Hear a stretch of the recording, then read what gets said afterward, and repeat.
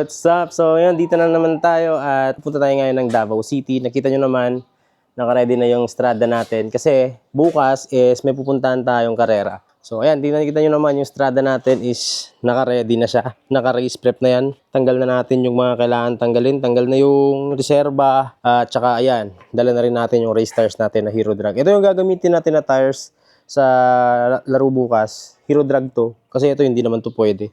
Napakita ko sa inyo, flex ko sa inyo yung bago nating mugs. Type R, Gran Turismo. Yan, may logo natin. One of one yan in the world. Nag-iisa at pinakaunang mugs na produce ng Cosmis na specifically para sa isang tao. Nagkataon tayo yun. Malakas tayo kay Overdrive. Tapos eto pala, big shoutout pala. Sponsoran tayo ni Carbon Outlet ng Carbon Doors. Napakalaking tulong nito kasi nga yung laro bukas i-shoot out, pabilisan. So lightning, pambagaan. Actually dapat dalawa to pero hindi na nahabol. Pero okay lang, enough naman yan. Meron pa namang next race. So ni-sponsor sa atin yan lahat ni Carbon Outlet. So big thank you kay Boss Ray. So lahat Carbon Outlet at yun, masyado nang magaan siguro sa strada. Nakabihis na ako. Tara, punta tayo ng Davao City. Prep na natin to para sa race bukas. Let's go!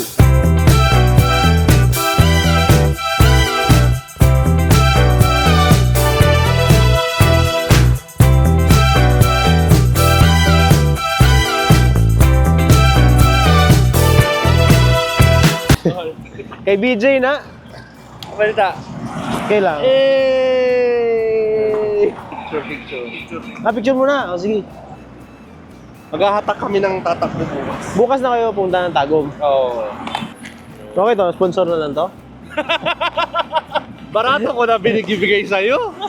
Wala lang ang tubo. Kay ikaw man yan. Ano to? Pero okay, eto na. Ito na solusyon. Ang kayo? Tingat. So ito, kumuha tayo ng thermostat. Kasi nga, ito, itong estrada natin is medyo umiinit.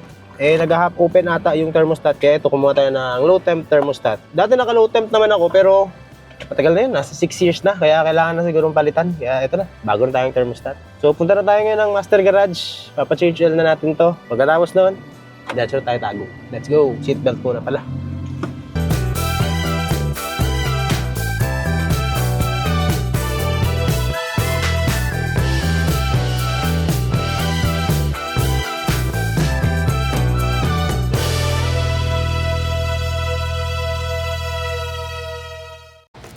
Yo, so habang ginagawa yung strada, eto naman kami kumakain ng napakasarap na burger dito sa MG Davao. Yun yung strada natin. Ginagawa. So ayan, habang nagre-race prep si Bionic Mobile, kami naman nagre-race prep din. So eto at yung dapat change oil lang, pinatingin tayo kasi nagkakaproblema ako dun sa temperature natin kanina. So kakapalit ko lang ng thermostat pero parang hindi yun yung problema. Kaya papacheck natin yung water pump natin kung okay pa ba. So sakto, nandito tayo sa Master Garage. Specialty nila to yung mga ganitong mga klaseng bagay. Kaya ayun, check na lang natin. Kasi bukas pa naman yung karera, pero kaya naman. Yan, lang yun yung sekreto natin tuwing karera. Hindi pwede mawala to. US Lube lang, 5W30. Yan lang yung palagi natin ginagawa sa sasakyan. Kita nyo naman, naka-stock airbox, stock turbo, tsaka US Lube lang. Sige, shoutout pala kay boss, pinalitan niya yung drain plug natin. Kasi na-lost thread na daw, ayun. Pinalitan na lang ng bago, tapos nag-retread na lang, nag-oversize. So ito yung sinasabi nila na yung source ng problema is 20 pesos, pero yung akala mo, yung totoong problema is nasa 10,500. Dito sa Master Garage, ang problema ko kasi kanina is sobrang tagal talaga bumaba ng temperature. Nagpalit na ako ng thermostat, muntik na namin palitan yung water pump, pero buti na lang, hindi natanggal. At the end pala, ang problema pala na nakita namin dito is dito sa electric fan. Kasi naka-dual fan ako, isang sa taas, isang sa baba. Yung sa taas gumagana, yung sa baba pala hindi. Kasi nga, may problema dito sa fuse. So, nakita na namin, so papalitan lang namin ng fuse. At saka papalitan namin itong pinaka-body niya. Ito, kasi natunaw. Ayan, natunaw pala. Pero kung makikita nyo, ayan, natunaw. Tunaw yan. Kaya kailangan nating palitan yan. Pag napalitan na natin yan, gagana na yung fan sa ilalim. More chance na baka maganda na yung temperature natin. So, nakapagpalitan tayo ng thermostat. So, ibig sabihin pala, walang problema yung thermostat natin. Goods na goods yun. Pero yun talaga eh. Yun yung diagnosing talaga. So, ayun na. Alas 8 na ng gabi. Dito talaga sa Master Garage, tinapos talaga nila. So, ayun. Big thank you sa mga tropa natin dito sa Master Garage. At ayun. So, kita-kits tayo, Tagum City for the race. Let's go!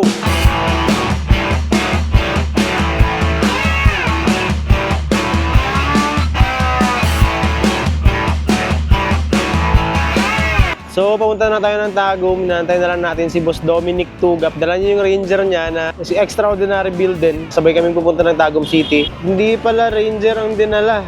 Oh, shit. Ah! Yawoy! Ah!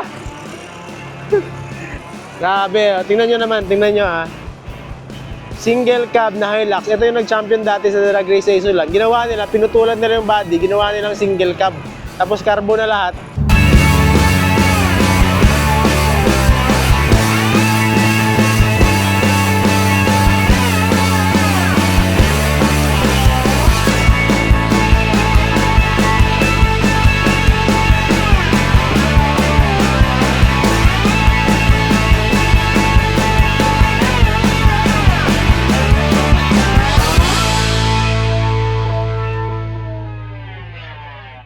Yo, what's up? Good morning mga boss. So ngayon is race day na at nandito na tayo and ready na tayo. Buti na lang at walang naging problema yung strada natin.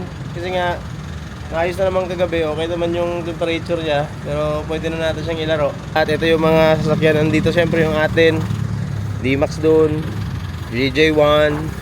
Ayan pa, mga lower na strada. May van pa dun sa loob. At dito, meron dito nakita na Everest na old model na nasa napaka-pogi.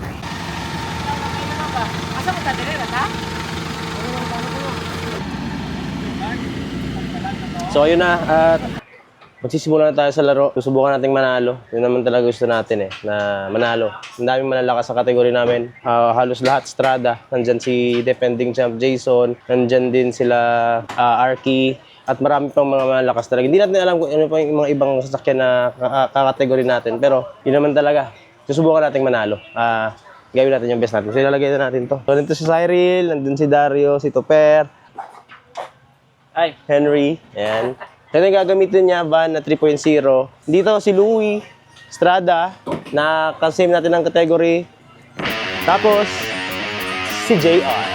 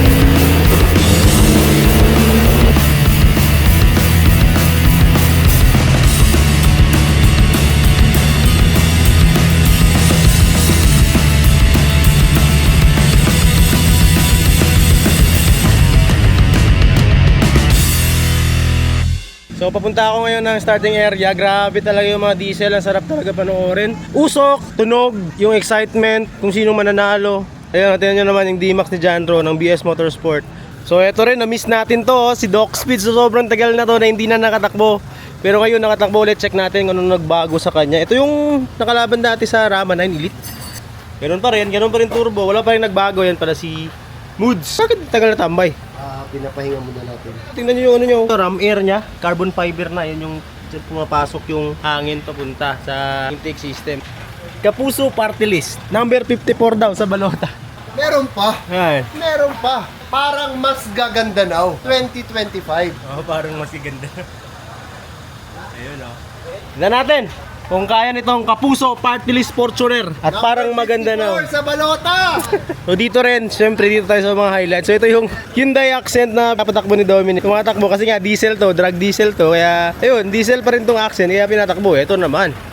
Tingnan nyo naman tong single cab na Hilux ni Dominic na ang ginawa niya pala dito is bumili siya ng chassis ng Fortuner. Pagkatapos is bumili siya ng kaha ng Hilux, kinating, ginawang single cab.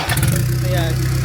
Ginawang single cab, pagkatapos ginawang fiber. Kasi ito, carbon na to, fiber na rin to hanggang dulo. Ayan o.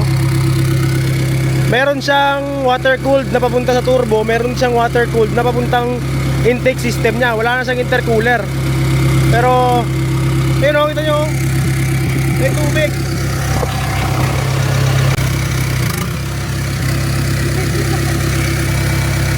May waterfalls. Grabe, science. Ito yung ram air niya.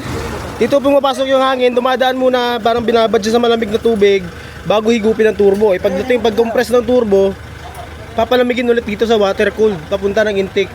Tapos yan, may dito lumalabas yung tubig niya.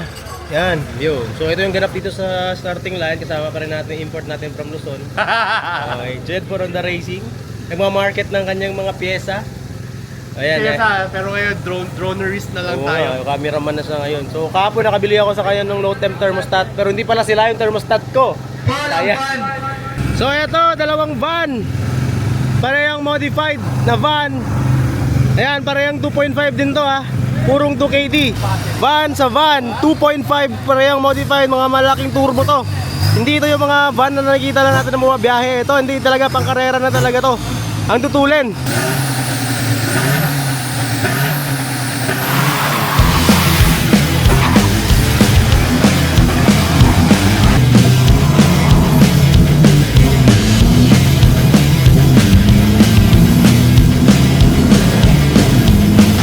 Nauna si Kagawad. Grabe, tulin, 48.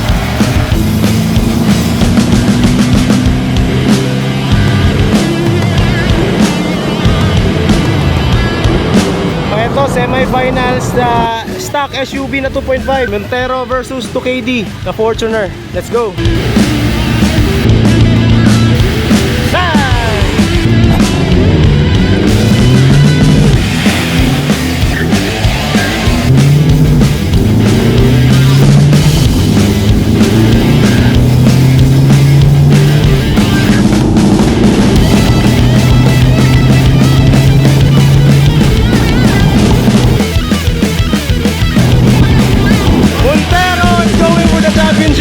Congratulations! Ito, pinakamatuli na dalawa. Montero Sport Gen 3 ng June by UT at saka BRT Motorsport na 2KD.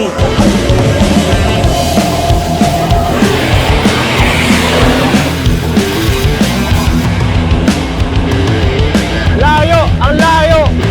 Ang layo! Pero alam mo sino mananalo? Fortuner! Layo!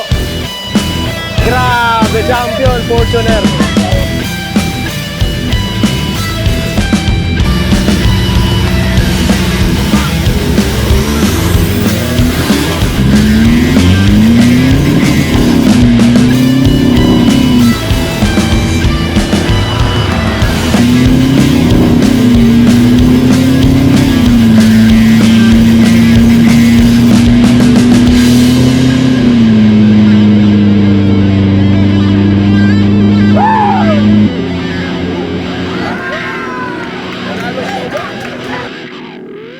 Yun lang, dahil may rules ang laro, nagreklamo ang Fortuner na sa tingin niya hindi na stock turbo ang Innova.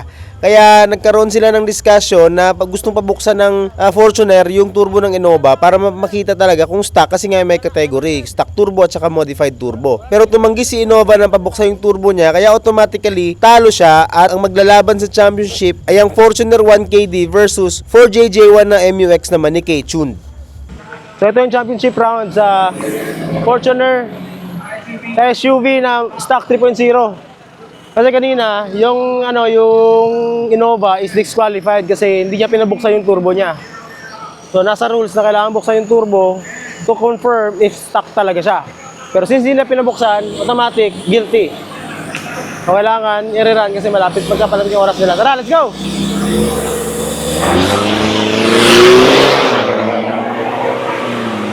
Nauna Una-una yung Fortuner. Puta, pero parang nakahabol yung MUX. Ang mahabol yung MUX. Oh! Oh! Ganun pa rin. MUX pa rin. Yan na.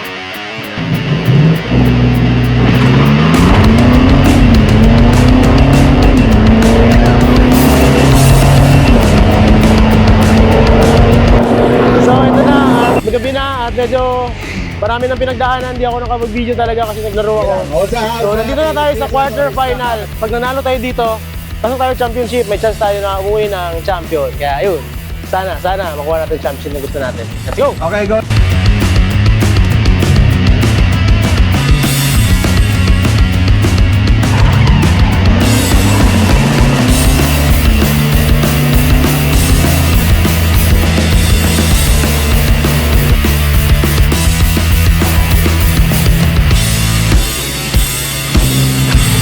At this moment, nakapag-commit tayo ng isang pagkakamali na nag-cost sa atin ng championship.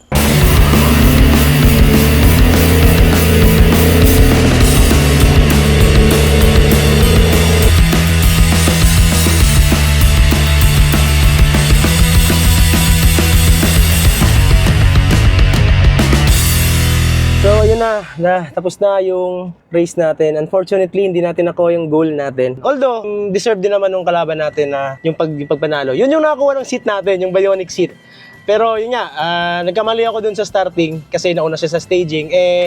Medyo napabilis yung staging natin, sobrang excited. Kaya yun, pagbalik ko ng ilaw, yellow na. Akala ko unang ilaw pala yun, pangalawa na pala. Kaya nadelay ako sa reaction. Pero anyway, second place is hindi na masama ang second place. Ang importante naman is nag-enjoy tayo sa laro, naging masaya. Ayun, at least nakuha ko yung best time sa category namin. Fastest time sa category namin. Ayun, pero yun na. Driver's error, nagkakamali din tayo minsan. Kaya ayun, yung tropa natin, si RK Santa Ana is deserve niya maging champion talaga. Ayun. So,